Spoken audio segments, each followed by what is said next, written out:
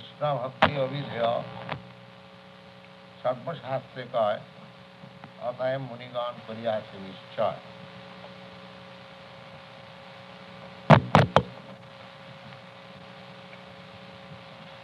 So, we have just studied the constitutional position of Krishna by his original standing as the Supreme Personality of Godhead, his different expansions, incarnations, and how he is situated as the Supreme Controller of the spiritual and material manifestation. So far as possible, we have studied through the grace of Lord Chaitanya, and even up to the primal living entity within this material world, namely Brahma. Brahma is considered to be the supreme. He is also a living entity like us, but is supreme powerful within this material universe. Just like within this state, President Johnson is the supreme powerful, but he is a man like us, a living entity, but he has got supreme power. Similarly, Brahma is a living entity like us, but by his meritorious and devotional service to the Lord, is exalted as the Supreme Personality within this material world. But he is not Supreme Personality of Godhead. Supreme Personality of Godhead is Krishna. Ekala Ishwar Krishna Arsan, and only Krishna is the master and everyone is servant, however great he may be. So, even Krishna's expansion, Vishnu, he is also subordinate to Krishna. The greatest manifestation of Vishnu is the Mahavishnu, who is lying on the causal ocean of material creation, wherefrom the material universes are emanating by his breathing process. Such a gigantic and huge, the form of Vishnu with 4 hands. He is also stated in the Brahma Samhita, Jasaikanishyasita kalamathavalambhat jivanti loma vilaja jagadannanatha Vishnu mahanasayajasya kalaviseshu govindamadi purusham tamaham bhajan. I worship the Supreme Personality of Godhead, Govinda, whose plenary parts of the portion is Mahavishnu. And what is that Mahavishnu? In whose breathing period all these universes are coming and being animated. That is the process of his breathing. Just like with our breathing, we are extricating so many germs, and again we are taking so many germs.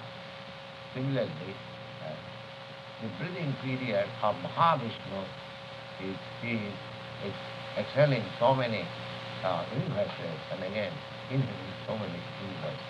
That Mahavishnu is also the plenary expansion of Krishna. So we are going to have our relationship with that Supreme Personality of God. And how that can be achieved, that is now being explained by Chaitanya Mahaprabhu. And that is called the process of executing the service by which we can attain to that point is called abhidya. Abhidya means execution of duty, execution of duty, or execution of obligation. Not duty, obligation. Duty we sometimes may avoid, and it may be excused, But obligation you cannot. Obligation means you have to, because you are meant for that. If you do not do that, then you will be in difficulty. Our obligation as living entities, we are part and parcel of the Supreme. Just like the hand, at once I feel some itching sensation here. At once the hand comes, without asking for it. It is so made psychologically and mechanically, or whatever you may say. At once I feel some itching, at once the hand comes. Obligation. It is obligation. Similarly, we are part and parcel of the Supreme. We have got obligation to serve Krishna. If we are not doing that, that means if the hand is cut off from this body, there is no obligation. The hand which is cut off from this body, that hand will not come to see my itching. That means it is fallen. His business is finished. Similarly, if we do not, just as if the hand does not work, the obligation which it has to serve this body, then it is to be understood the paralyzed, a disease, infected, and doctors sometimes advise cut it off. If you want to save your other parts of the body, then cut it off. Similarly, these conditioned souls, they are now conditioned, are in one way, they are cut off from the original, relation, forgetfulness. So if you want, if this hand wants to remain in healthy state, it is the duty of the hand to fulfill the obligation of the hand's duty, and then it remains very healthy condition. So, our duty is to serve God. There is no other duty. That is Chaitanya Mahaprabhu's preaching, that you have no other duty, anything.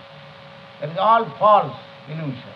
If you have selected any other duty, then to serve Krishna in Krishna consciousness, then you are foolish. You are doing something wrong, which is not for your interest. This is the teaching of Lord Chaitanya. And the Bhagavad also. So if somebody may argue, if I completely engage myself in the service of Krishna, then what to do? How I shall live in this material world? We take care of my maintenance. That is our position. If you serve an ordinary person here, you get your maintenance, you get your wages, dollars. You are so foolish that you are going to serve Krishna and he is not going to maintain you. Yogachemang Bahama. Krishna says in the Bhagavad Gita that I personally take charge of his maintenance. Why don't you believe it? Practically you can see it. That means faithlessness. There is no reason. Suppose I am serving some master here, so-called master, and he is at once paying me wages, take your wages, or $25, $10, or whatever it means, at once paying. And I am going to serve the Supreme, and there is no maintenance for me. Oh, what a foolishness. This is called forgetfulness. This is called spell of Maya. Maya will dictate, you are going to serve Krishna. How will you maintain yourself? You foolish. Don't go there. Don't go to the Krishna Consciousness Society. It is cheating. No, it is not cheating. It is actual fact. It is not cheating. But if you want to gratify your senses, there is no scope. Then go to hell. Then go to hell. But if you want to serve Krishna, there is every arrangement for it. There is every arrangement for it. If you want to cheat Krishna, then Krishna will also cheat you. Dutang chalatam asmi. Krishna has said in his Vibhuti Yogam that amongst all cheating process. I am gambling. I am gambling. There is cheating process. Where from this cheating process comes? There is cheating process in Krishna also. Because he is the origin of everything. Whatever there is, even cheating process, thieving process, what is condemned in this world, that is also there in Krishna, but that is without any contamination. That is it. When he cheats, it becomes worshipful. Krishna wanted to cheat Dronacharya. That is a fact in the Mahabharata. He advised Arjuna, just go and ask Yudhishthira, just go and tell lie to Dronacharya that your son is dead. Don't you think Krishna is trying to cheat? There is cheating. Everything is there. But that is in full. God is good, therefore his cheating is good, his thieving is good. Everything is absolute. Unless we cannot understand this absolute truth, there is no understanding of Krishna. There is no understanding of Krishna. So, here it is said obedience.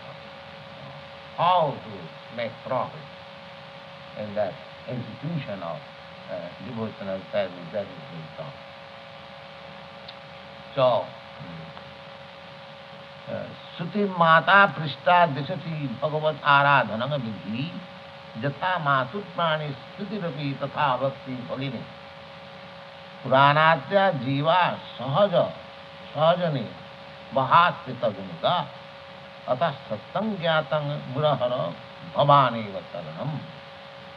One great sage, a learned sage, after finishing all kinds of Vedic literature. There are two kinds of Vedic literature. One is called Shruti and the other is called Smriti. Shruti means the original Vedic injunction which is coming through disciplic succession, beginning from Krishna down to this day. There are certain axiomatic truths which is called Vedic injunction.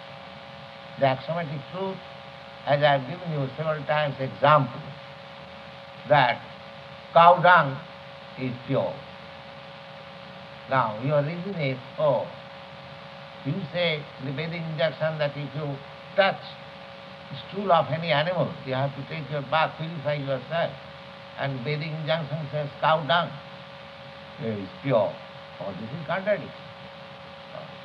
No, not contradiction. This is injunction. People are actually accepting this. No argument. And they are benefited by it. The axiomatic truth. How it is true?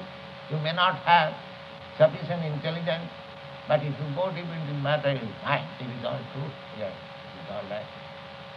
That is called Vedic. So you cannot argue. You have to accept as it is. You cannot interpret what is education you have got, what intelligence you can interpret and Vedic injunction. No. It should be accepted as it is. That is called Vedic injunction. This is called Shruti. You have to simply hear and act upon it.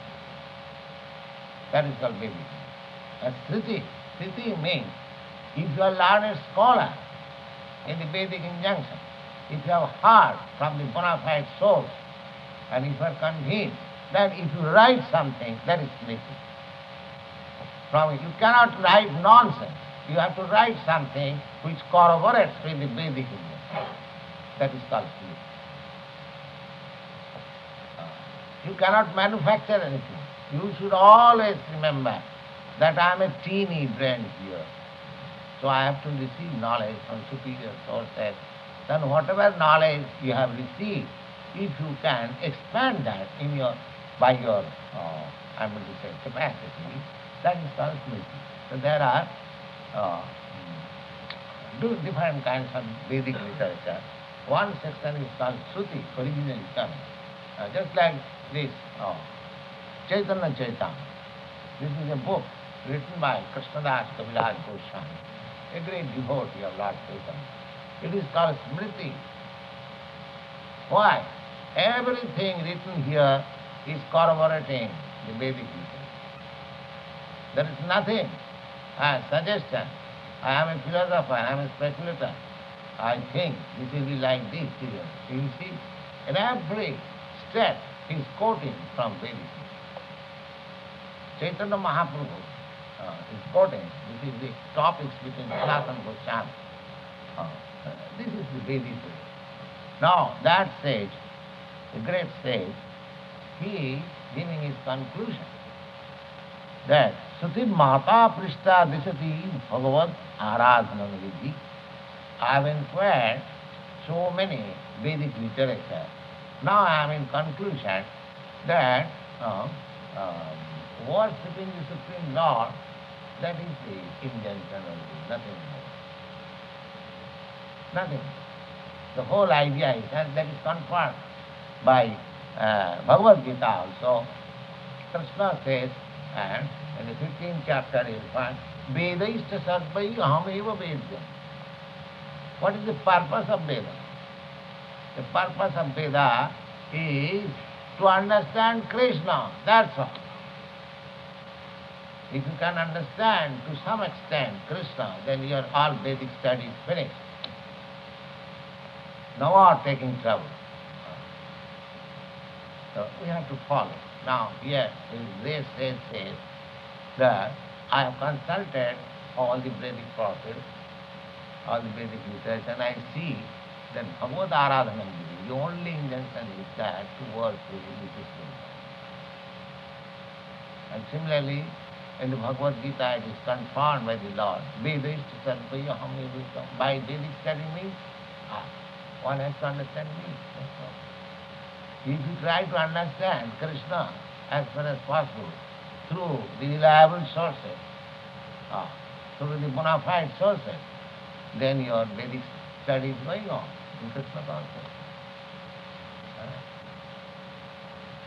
Epus tapas ahavato sapachato pigariyan jajjibhagre namatubhyam Stepus tapaste juhubu susnu rajya brahmanuchur nama.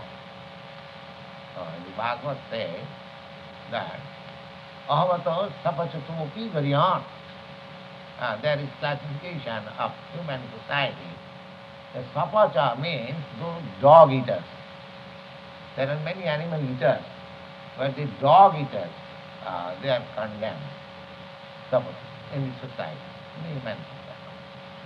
But the Bhagavad says, a dog eater, but if he vibrates the transcendental sound of God's name, he is glorified.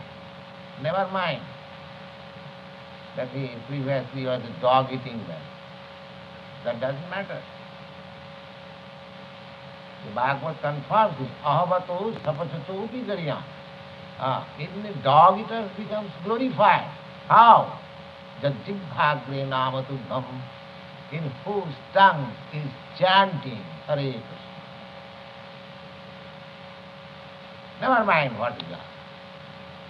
That chanting has made him all purified. Ahavato sapachato vikariyan jajjibhagre namatubhyam stepus tapaste. Oh, how is that? He was just a few days before he was eating dog, and because he is chanting Hare Krishna has become purified. At least Hindu society they are hesitant. The reply is, you do not know. Stepus tapaste. In their previous life, they had already undergone many severe penances as described in your Vedic. Susnu Raja. He is not a dog eater, he belongs to the Arja, the advancing Aryan family. These are the Indian. So anyway, somewhere or other, if one takes to this Krishna consciousness, he becomes advanced spiritual. That was never mind what it is. There may be classification in the social convention. He is big, he is small, he is Brahmin, he is Shudra. Chaitanya Mahaprabhu never said that I am a Brahmin, I am a Kshatriya. Naham vipanna sunarapati. I am neither a Brahmin nor a Kshatriya nor a Vaishya and anything of this material regime. Then what you are? The Gopi Bhattu Padakamalu Das Dasanta. I am the servant of the servant of the servant of the servant of the servant of Krishna. That is our transcendental. So as soon as we get to this, then everything is all right. And we have to take it very serious. Let us follow it with all seriousness. Then everything is all right. It is such a nice. Everything is all right. Jathama Tudman. Now, Shruti, this Vedic, Vedamata, Veda is called mother. Why? That this mother gives birth the second birth. We have several times we have discussed in this hall that the first birth is given by this material father, and second birth is by the spiritual master. The spiritual master is the father and the Veda is the mother. So when a person is called Bija, a second birth, when he goes to the spiritual master and takes lessons of Veda, this Upanayan, the sacred thread is called Upanayan. Upanayan means to bring him nearer. Upan means nearer, and Nayan means bringing. To take a fallen soul nearer, that is called Upanayan. And when the spiritual master sees that he is quite competent to come near to God, he recognizes him and he gives him sacred thread. That is called Brahman. That is the symbol that he has approached. Acharya. Acharyavan Purusa, Veda. How one is understood that he knows spiritual science, that means who has got a spiritual master. These things are there. Suti Mata, Sthitirapi Tatha Bhakti Bhagini. Now we have divided the Vedic literature into two. The knowledge which is coming in disciplic succession, that knowledge is mother. And this knowledge, by memory, with reference to the context of Vedic literature, this is something which is right. That literature is the sister. That is compared with sister.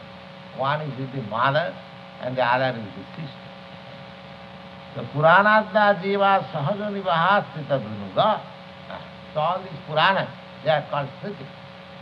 There are 18 Puranas, the Mahabharata, the Ramayana, and there are so many. Vedanta, Sutra, they are called Upanishad is Veda, is Shruti. That is the gist of Vedic knowledge. But Puranas, they are called Smriti. So this Shruti Smriti, according to Indian theistic scholarship, there are two kinds of literature, Shruti Smriti. So there was another devotee of Krishna. He has written another nice song. He said, Shruti Mapare, Shruti Mapare, Bharatamanne Bhavo Gita. Well, people are taking center of the Vedic literature who have become afraid of this conditional life. What is the end of Vedic literature? Just to get oneself liberated from this material entanglement. So he says, the people, those who are afraid of this material life, material entanglement, let them worship Shruti, Veda, or Shruti, or Mahabharata. Let them be engaged in that way. Shrutimapare, Bharatamanne Bhavagita. Then, what is that? Now I am not going to do that. What you are going to do? Amya Nandang Bande Jashalinde Param Brahma. I shall worship Nanda Maharaj. Why? You have left all Veda and Puranas, everything. Why you are going to worship Nanda? Because he has captivated the Supreme Lord playing as a crawling child in his court. So I shall worship him. Nanda Maharaj is so great that God is obliged to come to him to play as a child and crawling in his court. So I think Nanda Maharaj. So if you approach such a devotee who can bring God to crawl in his courtyard, that is all perfect. Thank you.